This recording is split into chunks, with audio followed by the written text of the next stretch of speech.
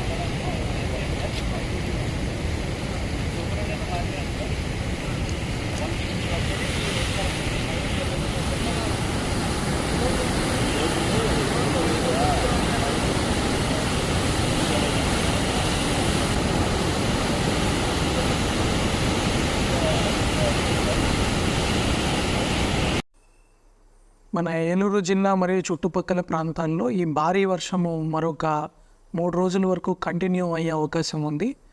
ఈ సడన్గా ఈ అతి భారీ వర్షం వలన కొన్ని చెరువులు గండిపడడం కావచ్చు, వాగులు కూడా ఎక్కువగా పొంగిపోలడం కావచ్చు, కాజ్వేస్, తర్వాత ఈ చిన్న చిన్న లో లయింగ్ రోడ్లు అనేవి దాని మీద అతిగా ప్రవాహం వస్తుంటుంది.